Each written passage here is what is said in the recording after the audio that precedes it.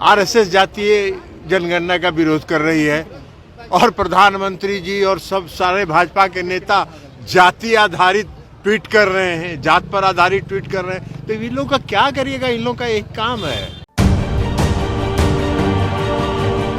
India गठबंधन की जो बैठक हुई वो बहुत ही सफल बैठक थी और उसमें कई चीजें तय हुई जो महत्वपूर्ण है। 3 सप्ताह के अंदर सभी राज्यों में सीटों का बंटवारा हो जाएगा, ज्वाइंट कैंपेन होगा, संयुक्त रूप से अभियान चलेगा और इसके अलावा मुद्दे तय होंगे जो भारतीय जनता पार्टी को बुरा लग रहा है। नीतीश कुमार के बारे में कहा जा रहा है कि नीतीश कुमार जी के बारे में अब ज्योतिष हैं। नीतीश कुमार जी भाजपा के नेताओं को कहे क्या कि हम प्रधानमंत्री के उम्मीदवार हैं?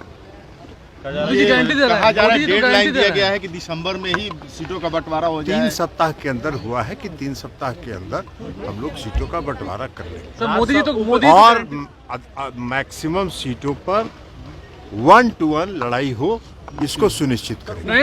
निलंबन हुआ लगातार हो रहे हैं। अरे गारंटी तो देने के लिए कोई किसी को रोकता है?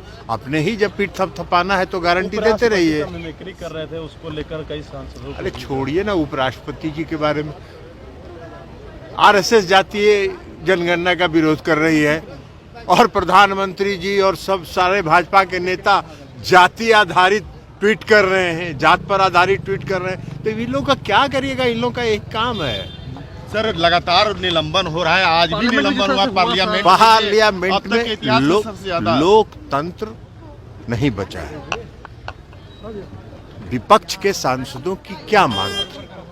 विपक्ष के सांसदों की एक ही मांग थी कि संसद में जो 2 लोग इंट्रूडर्स घुस आए थे, सुरक्षा में कहां चूक हुई,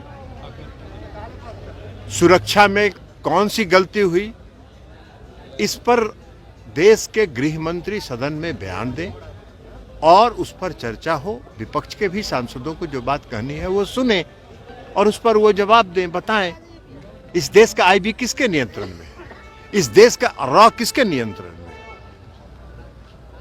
तो ये इस पर गृह मंत्री उस संसद के सदस्य हैं, लोकतंत्र पर भारी भरोसा है उनका, दिन भर सुबह से शाम तक लोकतंत्र का जाप करते हैं और लोकतंत्र का जो सबसे बड़ी मंदिर है, इस देश की सर्वोच्च संस्था है, वहां आके बयान नहीं देंगे, अहमदाबाद में जाके बयान देंगे। यही तो है लोकतंत्र।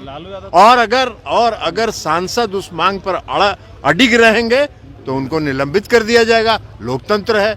अब यही लोकतंत्र की उनकी परिभाषा है, तो इसको क्या जवाब दें? क्योंकि आप अपने पार्टी के अध्यक्ष हैं, इसलिए आपसे पूछ रहे हैं। आपके पार्टी के एक सांसद हैं सुनील पिंटू, आजकल सुनील पिंटू जी रास्ते पर है, ये सबको मालूम है, हम लोगों को भी मालूम है कि वो एक रास्ते पर है। एक बार बहुत पहले हमने उनसे मजाक में पूछा था कि कब तक टिकिएगा, तो बोले कि सर 2024 तक टिकेंगे।